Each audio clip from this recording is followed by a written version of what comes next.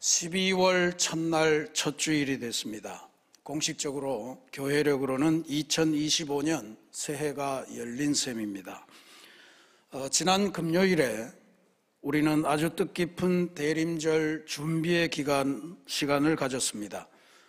매년 대림절 첫 주간 금요일에 진행하던 대림절 음악예배 Lessons and Carols, 말씀과 찬양, 이 예배를 지난 주간에 대림절이 오기 이틀 전에 호산나 찬양대 주간으로 드렸습니다. 대단히 아름다운 찬양도 그랬지만 한 주간 당겼는데 그것이 성탄트리 점등식과 같은 날에 이루어질 수 있어서 더 기뻤고요. 또 한편으로 지난 가을에 새로 출범한 우리 세신 어린이 합창단이 함께 출연해서 더 뜻깊은 시간을 가졌습니다.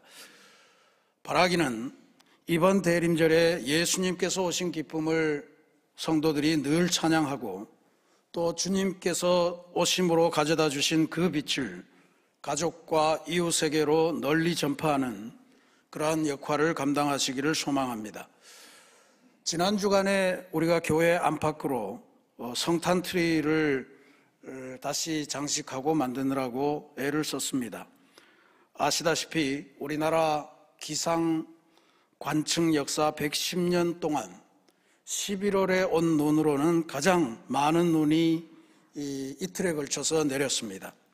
그래서 성탄트리를 설치하는 사다리차가 오지를 못해서 날짜를 미루고 또 작년의 장식들을 다 점검하고 하는 속에 여러 가지 문제들도 많이 생기고 해서 새롭게 장식들을 다 사드리고 새로 꾸미고 하느라고 우리 강단장식위원회 위원들과 또 여성교회 일꾼들 그리고 교회 교역자들이 일주일 내내 수고를 했습니다.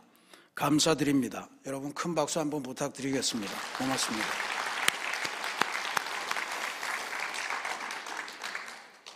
보면서 이 수고를 왜 해야 되나 이런 생각을 하지 않을 수가 없죠.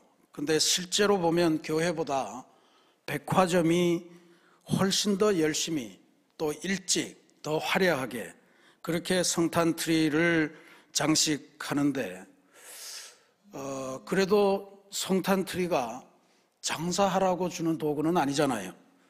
교회가 예수님의 오신 기쁨 빛을 온 세상과 더불어서 나누자고 마련된 것이 성탄트리인데 힘이 들고 돈이 들고 여러 가지로 번거롭더라도 성탄트리를 장식하는 것 이것만큼은 교회가 꼭 지켜야 되겠다 하는 생각을 다시 한번 갖습니다.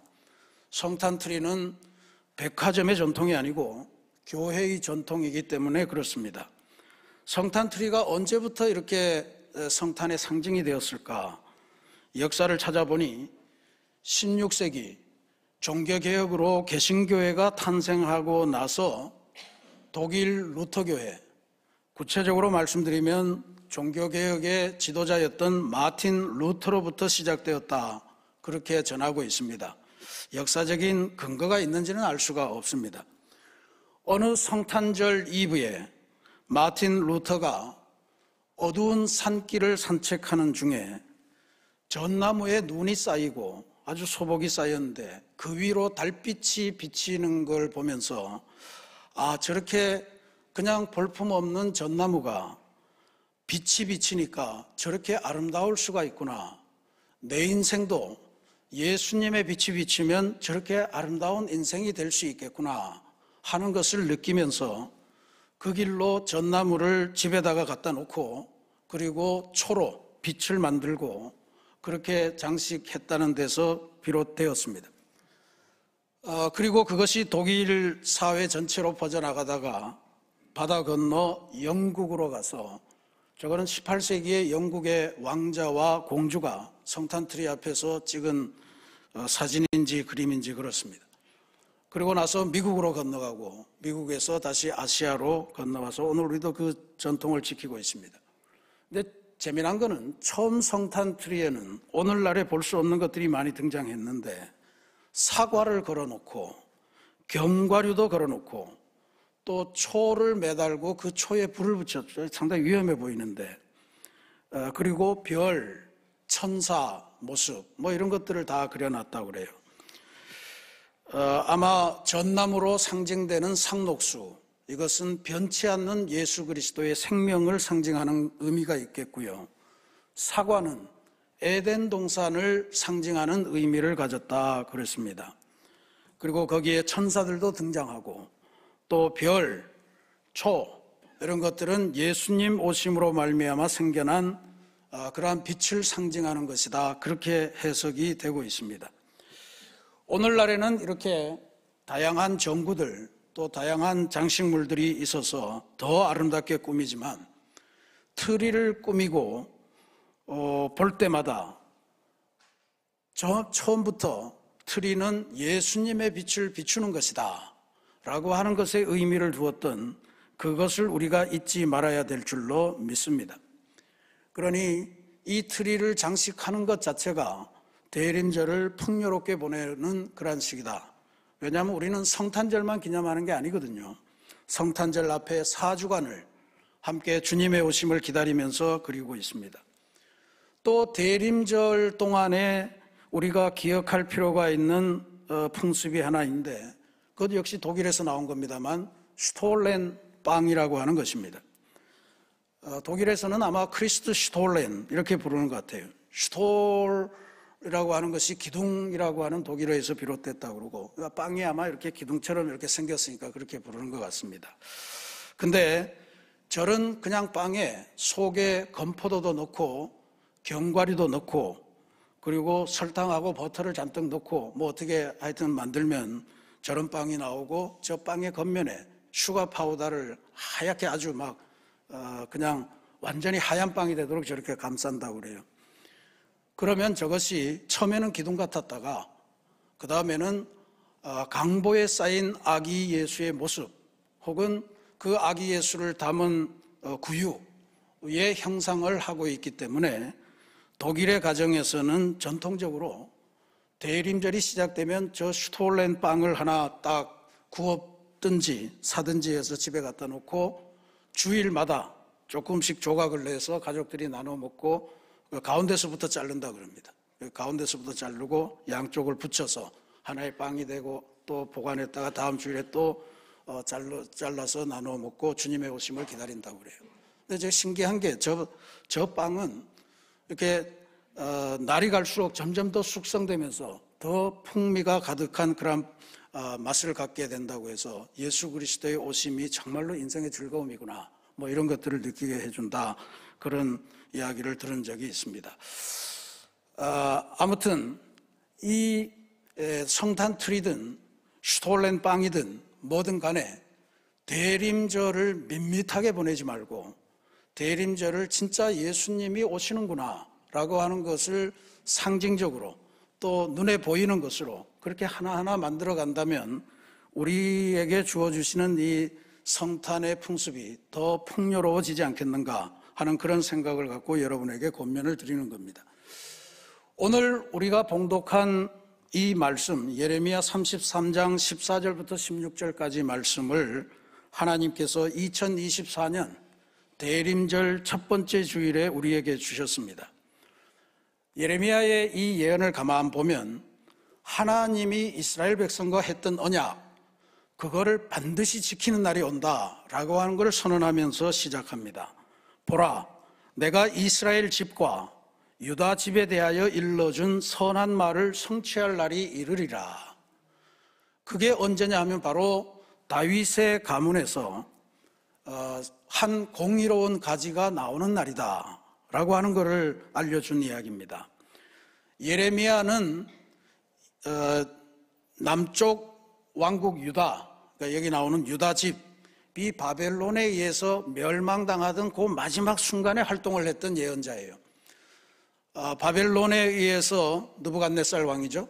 느부갓네살에 의해서 성전이 포위당하고 또 성전이 훼손되고 예루살렘 성 전체가 포위당하면서 모진 수모를 겪을 무렵에 회개하지 않으면 하나님의 회복이 없다, 회개하면 하나님의 회복이 생긴다 라고 하는 것을 전한 그러한 예언자입니다. 이 예레미야의 이 예언에서 핵심적인 내용은 바로 지금 망해가는 이 유다 집, 또 이미 망해버린 이스라엘 집, 이걸로 끝나는 것이 아니고 다윗의 이 집을 통해서 한 공의로운 가지가 새롭게 등장할 것인데, 그 공의로운 가지가 나오면 하나님의 정의와 하나님의 공의가 실행될 것이다 라고 하는 약속을 준 겁니다. 그러니까 이건 가만히 보면 단순히 다윗의 집을 내가 회복하겠다 이런 하나님의 약속이 아닙니다. 하나님께서 창조하신 이 세계에 하나님의 정의, 하나님의 공의가 실현되고, 그래서 하나님의 평화가 임하게 하는 그 메시아를 내가 준비하고 있다라고 하는 그런 선언으로 받아들일 수가 있습니다. 바벨론 강국에 의해서 무너져가고 있는 자신의 나라, 또 약탈당할 대로 당하고, 그래서 그 안에 있는 모든 금부치는 다 사라지고 모든 집기류가 다 약탈당한 그 성전을 바라보면서 이스라엘 백성들은 절망했고, 그리고 낙심했고, 그리고 하나님이 계신가 의심했지만 하나님께서는 이게 끝이 아니다, 다윗의 집을 통해 내가 공의로운 가지를 보내줄 텐데 그 가지가 올 때는 새로운 인생, 새로운 역사가 시작될 것이다 라고 하는 것을 약속해 주신 것입니다. 공의로운 가지, 나뭇가지로 메시아를 예언한 것은 많은 예언자들이 사용했던 방법입니다. 대표적인 게 이사야 11장 1절의 말씀이죠. 이새, 다윗의 아버지입니다. 이새의 줄기에서 한 싹이 나며 그 뿌리에서 한 가지가 나서 결실할 것이요, 이렇게 메시아의 오심을 예언했습니다. 그리고 싹, 순, 이런 다양한 아주 여린데 그것이 싹이 나서 자라고 나무가 되고 가지가 되고 이런 것들을 메시아의 역사로 지금 이야기하죠. 예수님께서도 십자가를 지시기 전에 제자들에게 고별 설교를 하시면서 나는 포도나무고 너희는 가지다 라고 하는 것으로 나무로서의 그 메시아에 대한 이야기를 들려주신 적이 있습니다. 내가 포도나무인데 내에게서 수많은 작은 가지들, 즉 작은 예수들이 나갈 건데 그 작은 예수들이 아름다운 인생, 풍요로운 인생, 열매 맺는 인생을 살려면 나한테 잘 붙어 있느냐, 연결되어 있느냐, 그게 핵심이다. 즉 가지들의 삶의 생명의 원천은 바로 나 포도나무 줄기에 있다라고 하는 말씀을 들려주시면서 자신이 생명의 나무라고 하는 것을 선언하신 적이 있습니다. 이런 걸 가만 보면 중세 기독교인들, 특히 마틴 루터가 왜 그 전나무에 눈이 쌓인 걸 보면서 예수 그리스도의 빛을 연상케 했을까 하는 것은 성경적인 근거가 없지도 않습니다.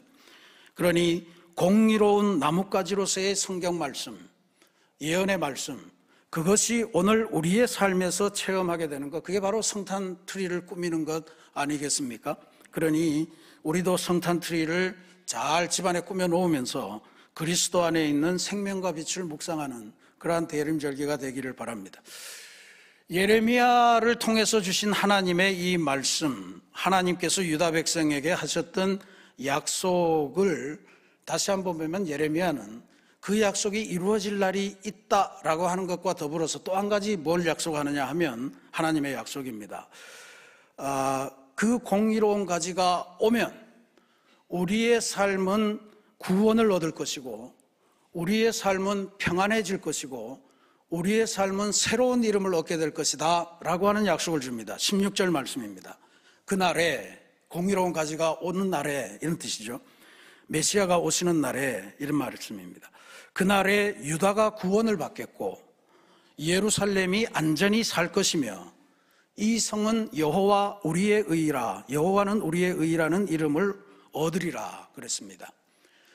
유다의 집, 즉 민족이 구원을 얻겠고, 그리고 예루살렘은 평안을 얻을 것이며, 그리고 하나님의 도성 이 예루살렘은 하나님께서 우리의 의로우심이라, 하나님께서 우리의 정의라고 하는 그러한 새로운 도시의 이름, 인생의 이름을 갖게 될 것이다 라고 하는 예언을 아울러 들려주었습니다.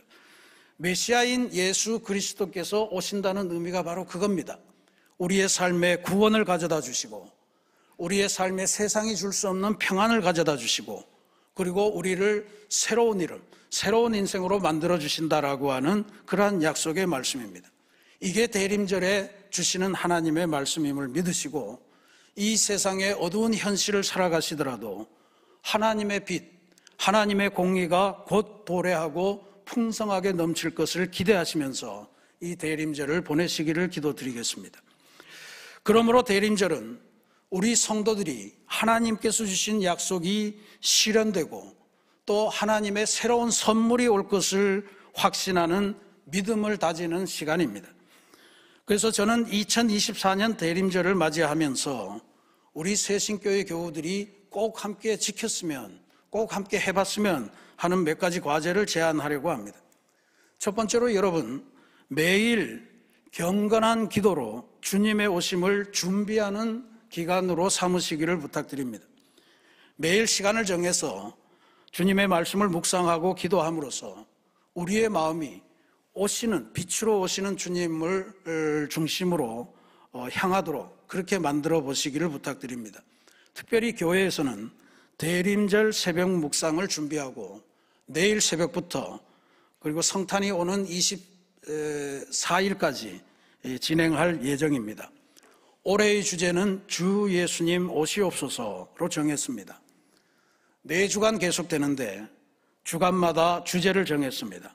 기다림, 소망의 약속, 기쁨의 찬송, 사랑의 임재, 이런 주제를 갖고 우리 목사님들께서 한 주간씩 설교를 하실 겁니다. 대림절에 주시는 하나님의 말씀으로 우리의 영혼이 더 정갈해지고 은혜로워지는 그러한 체험과 변화를 누리시기를 기도드립니다. 두 번째로는 이 대림절 기간에 주변의 이웃과 사랑의 나눔을 실천해 보시는 시기로 삼으시기를 부탁을 드립니다.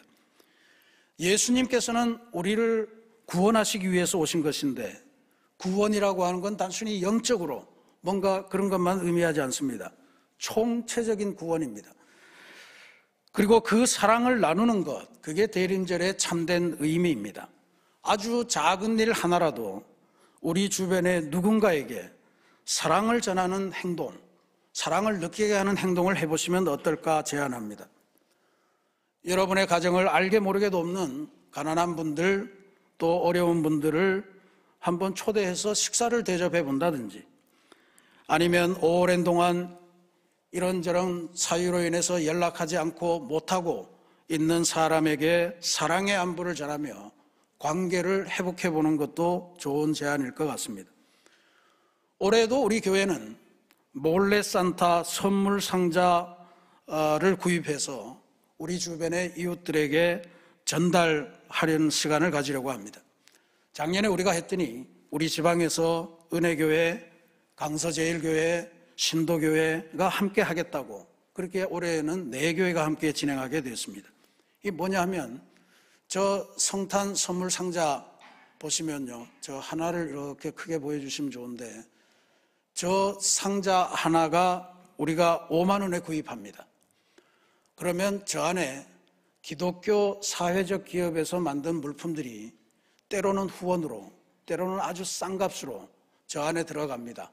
뭐 김도 들어가고 또 미역도 들어가고 화장품도 들어가고 건강음료도 들어가고 뭐 다양한 미용품도 들어가고 그렇습니다.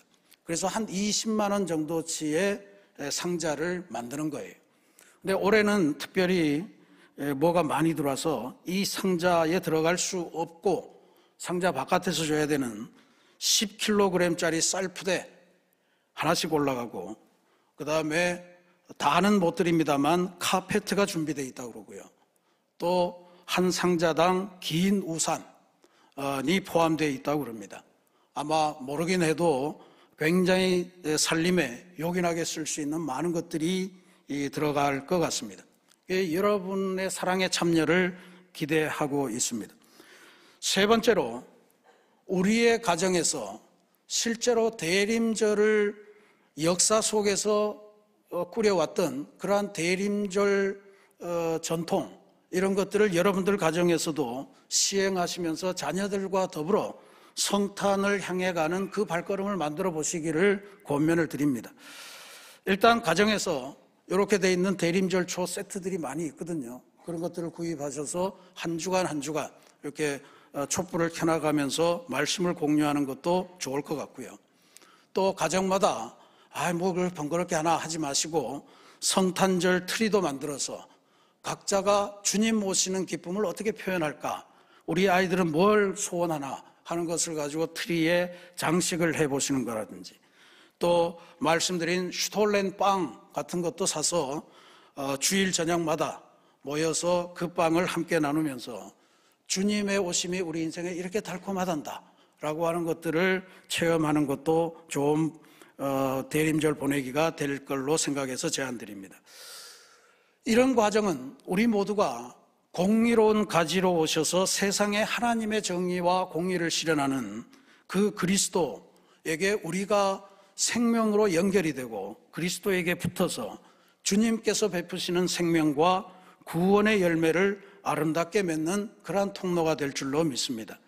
사랑하는 우리 새신교회 성도 여러분, 2024년 대림절, 이 대림절이 여러분의 삶에서 또 여러분의 가정의 삶, 또 여러분의 사회적인 삶에서 정말로 획기적인 전환점이 되는 그러한 변화를 누리시기를 간절히 기도드리겠습니다.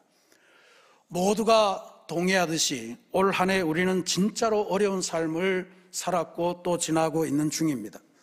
온 나라에 우환이 들듯이 경제가 무너지고 정치도 혼란스러웠습니다. 또 지금 온 세계는 전쟁의 포탄 소리로 아픔이 끊이지 않는 그런 상황에 시달리고 있고요. 또 우리가 함부로 이 지구를 사용한 탓에 기후위기도 계속해서 우리의 미래를 어둡게 만들며 염려로 몰아가고 있습니다. 이 모든 상황 속에서 우리는 지난 금요일 그래도 예수 그리스도의 오심으로 우리에게 주어질 그 빛을 온 세상을 향해서 밝히자며 성탄트리에 점등을 했습니다. 지난해까지는 해 지면서부터 해 뜰 때까지만 불을 밝혔습니다. 그런데 올해는 24시간 불을 밝히려고 합니다. 낮에도 예수님의 빛을 비추고 밤에는 물론 당연하게 비추고, 그래서 성탄트리 앞을 지나가는 모든 사람들, 더 많은 사람들이 주님의 오심으로 인해서 삶의 새로운 소망을 발견하도록 하기 위함입니다.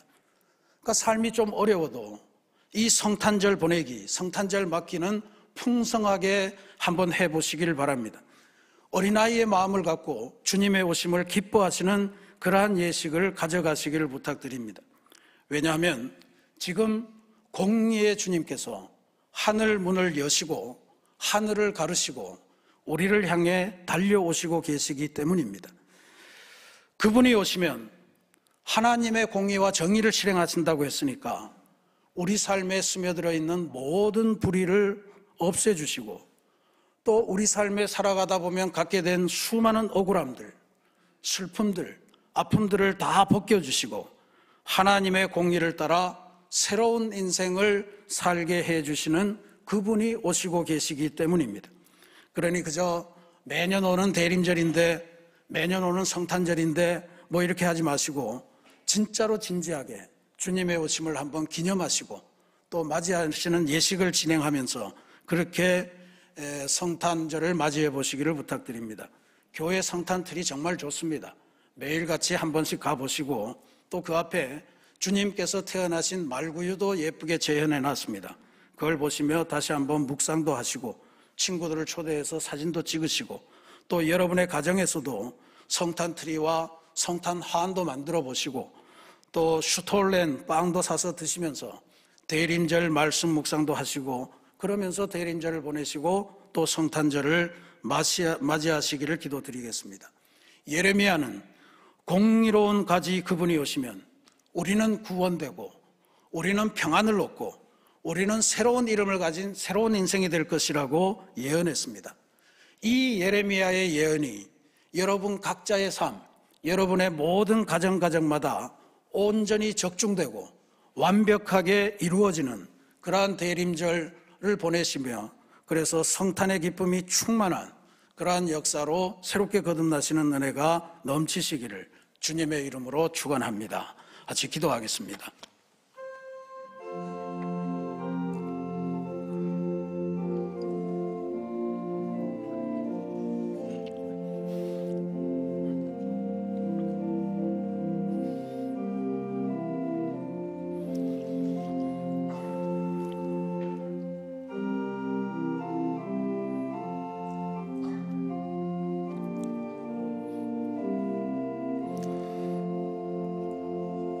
사랑의 하나님, 세상이 참 어둡습니다. 슬픈 일도 많습니다. 우리 안에 불만과 원망도 가득 차 있습니다. 뭐 하나 온전히 되는 것도 없어 보이는 이 지점에 저희들로 하여금 대림절의 시기를 살아가도록 주님께서 대림절을 열어주셨습니다. 아버지 하나님, 세상은 힘겹고 죽겠지만 그래도 예수 그리스도께서 공의로운 가지로 오시면 우리의 삶에는 구원의 기쁨이 넘치겠고 또 우리의 삶에 새로운 평안이 넘치며 우리는 새로운 이름을 가진 새 인생으로 변화될 것이라는 예레미야의 예언이 우리에게도 이루어질 줄로 믿습니다. 하나님, 어려워도 대림절 모든 순간순간을 기쁨과 감격으로 보낼 수 있도록 예식에 충실하게 하시고 말씀 묵상을 해가면서 주님께서 오시는 그 역사가 나에게도 나의 가정에도 그리고 내가 감당하는 사회적인 모든 직무에게도 임해서 하나님의 풍성한 구원의 은혜, 평강의 은혜, 그리고 새롭게 하시는 변화의 은혜를 누리는 귀한 대림절 되게 주님 도와주옵소서. 예수 그리스도의 이름으로 감사기도 드립니다. 아멘.